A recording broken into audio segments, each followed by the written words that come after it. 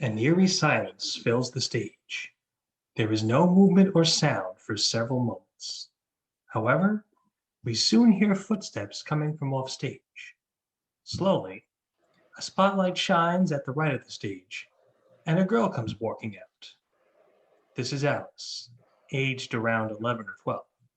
She walks with a calm, though somewhat sad demeanor. She goes to center stage and sits down, gazing out into the audience. She seems to be trying to find the right words to say something to those who are watching. Finally, she begins to speak. It's a tale as old as time itself, isn't it?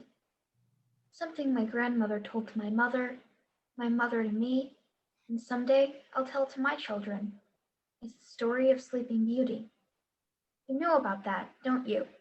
A sweet, kind, beautiful princess is cursed to sleep forever. She can only be awoken by a true love's kiss.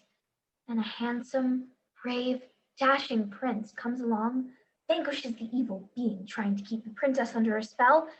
He gives her that kiss, and she awakens, and things are happily ever after. Well, sometimes, sometimes, the roles can easily be reversed. The sweet, kind, beautiful princess can just as easily be a kind, sweet, handsome prince who is under a spell, and the dashing hero meant to rescue could just as easily be a heroine, a girl like me.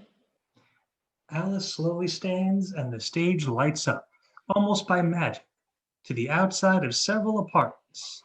Various doors with numbers on them can be seen. She walks over to one of the doors and runs her hand along it gently. Peter Bagley moved into the apartment next door to mine last year. From the very first day I laid eyes on him, I just felt so very drawn to him. He was a quiet, introverted boy, but he just radiated such a vulnerable sweetness to him. He was, for lack of a better term, the boy next door. He was kind, sweet, handsome, everything a girl could ever want in a boy. Yet, yet, as I would eventually learn, he had, behind the scenes, a terrible life. Slowly, one of the apartment doors opens, and out walks Peter Bagley. He sports a black eye and a bruise on his cheek.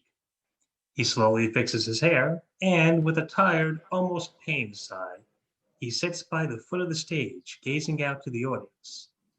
Alice watches him silently for a few moments. Peter and I bonded right away. We became fast friends. I liked him, truly I did, and I knew he liked me as well. But it wasn't so easy as him asking me out, or vice versa. Peter lived a very troubled life. I began to realize this as time went on. You see, from time to time, I would talk to him and. Yes, Hi, Peter. How's everything going with you today? good, very good. In fact, I can't complain at all. Well, that's wonderful. Peter, I was just wondering. A group of my friends are going to go bowling this Saturday. I'd love for you to come with me. What do you say? No, No? I I can't. I'll be busy. Busy? Is it like a family thing? I suppose you could say that. What do you have going on? A birthday party? Some other kind of, you know. Nothing. I mean, just having family over. That's all. Oh, well, gee, I hope you guys have fun. Thanks. Peter? Peter! Yes, Is at this voice. Alice gives a confused, then worried glance to Peter, then where the voice came from. yes, sir. Did I say you could go outside the apartment? Huh? Did I give you permission? No, sir. Well, Then get the hell in here! Now! Yes, sir. I'll see you later. He hurries back into the door he came in from. The lights fade until only a spotlight shines on Alice. She stands and walks about the stage as she speaks. Mr. Bagley, I began to learn quite a bit about him. He was a drunk and abusive, no good, drunk. In fact, that was why Mrs. Bagley wasn't around. Peter's parents were divorced, you see. As time went on, I started to notice, well, not so much notice, but hear just how bad Peter's father was. The reason why I would suspect Mrs. Bagley left. Why Peter didn't get to go with his mother, I'll never know. Alice slowly unzips her jacket and takes it off. We soon see she is dressed up somewhat like Aurora from Sleeping Beauty, but her dress looks more like a suit of armor, almost like she is a warrior princess. The more I would hear Peter's father mistreat him, the more I would often see the sadness in Peter's eyes. Hearing it in his voice, the more I sometimes began to daydream. I often read the story of Sleeping Beauty, watched the Disney movies more than the times that I can count. So I'd often envision myself as Aurora, not the damsel in distress, but as a warrior princess who, with sword and shield in hand, battled the evil ogre Bagley to save the handsome, sweet Prince Peter, who was cursed to forever sleep until true love's kiss awoke him. A second spotlight. A bed is now on stage, and Peter is lying in the bed, dressed as a prince, asleep. Alice walks slowly towards the bed and gazes down at Peter, then looks to the audience. I know it might seem foolish, silly, even a bit naive, but when I would have these kinds of daydreams, in a small way, it made me feel better about Peter. It made me feel like somehow I was protecting him. I was saving him, at least in my mind. It didn't hurt that I had a crush on him, and I wouldn't object to giving him a kiss. Alice kneels down near Peter's face and she gently runs her hand down his cheek, almost as if she is stepping into character as Aurora. Oh, Peter, my poor sweet Peter, what that ogre did to you. But he's gone now. I'm here. You're safe. Silence. Soon, Alice leans down and she gently presses her lips to Peter's, lingering for a count of three, then gently breaking off and standing back up. Peter's eyes flutter open, and he weakly sits up in bed. He looks to Alice, who smiles happily. Alice, Peter, you came for me. I promised you I would. I knew you'd come. Thank you. The two pucker up and lean in, though soon the scene freezes. Alice unpuckers and walks away from Peter as the spotlight fades on him in the bed. Alice slowly slips out of her Aurora dress to reveal she is wearing a regular shirt and jeans. She sighs sadly. If only it could be like that. If only it was that simple. Fortunately, as angry as it might make someone, as unfair as it is, not all stories can have happy endings. Back to the outside apartment door setting. Alice walks center stage and sadly gazes out into the audience. I remember the last time I saw Peter, before things went terribly, terribly wrong. I had just gotten home from school and was about to go into my apartment when suddenly, Slowly, Peter emerges from the door he came in and out of earlier. He has bandages over the left side of his face. He tosses some garbage into a nearby can and tries to duck back into the apartment, but he locks eyes with Alice. Hey, Peter, Peter, my God, what happened to you? nothing. Nothing, I'm fine. That doesn't look like nothing to me. Peter, sweetie, the left side of your face is bandaged up. Why?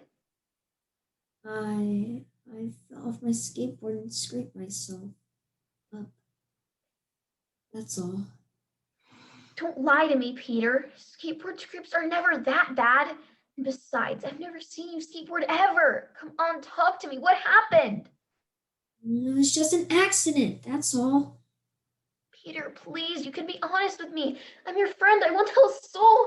I got burned, okay? I got burned. My old man was drunk as usual and he got angry at me and he tossed boiling water at me. I ducked most of it, but still, it splashed into me.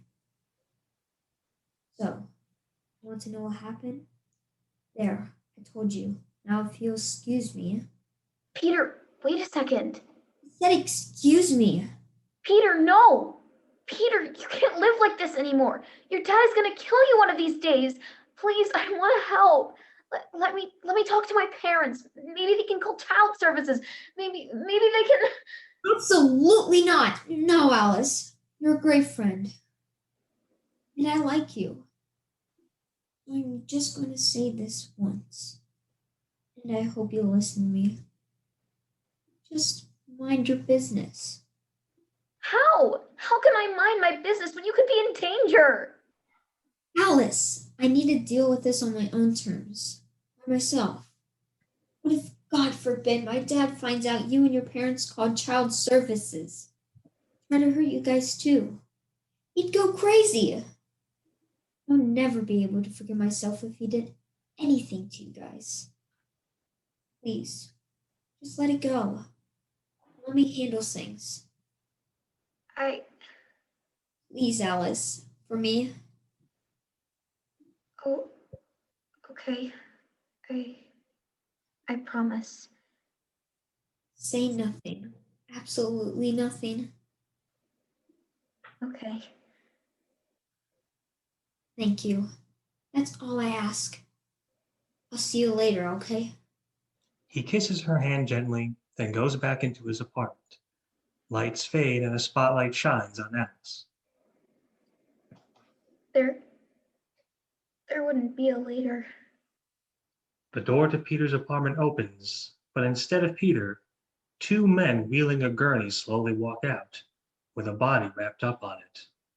We can only assume it's Peter's. Alice wipes her face of tears, then speaks. I had a nagging feeling in the back of my head. That nagging feeling that I shouldn't have listened to what Peter asked me to do, that I should have told my parents to call child services, but it was too late. That night, Peter defended himself for the first time. His father tried to hit him again, and this time he fought back, but at a terrible cost. His jaw was broken, his chest stabbed several times. The police who came to the apartment couldn't even begin to describe the carnage. Peter's father was arrested, thank God, but that wasn't going to bring Peter back. Peter was gone. Alice begins to cry softly. She composes herself, though, after a few moments, and speaks. My parents told me that I shouldn't blame myself, but at that moment, I truly did. I still do to an extent. I could have saved him. I could have stopped him from being killed, but I did nothing. Oh, if only I could listen to my gut instinct. If only. She trails off as she goes back to center stage, still looking sad, but now seeming to be thinking back about Peter and smiling a bit. If there was one positive that could come out of this, it was the fact that Peter was finally free now. Free from the evil ogre. The spell was broken. He could be awake now. I wouldn't be able to be there with him, no. But at least I could think about him in my memories and in my daydreams and know that the prince was truly okay, was truly saved. Slowly, Peter comes walking back onto the stage. His face is free of any bruises. He is dressed as a prince again. He strides up to Alice and smiles. I'm here, milady, and I'm okay. Thank you for trying to help. Thank you for everything, my dear. He kisses her hand gently. Anytime, my prince. The two link hands and walk off as the lights fade to black.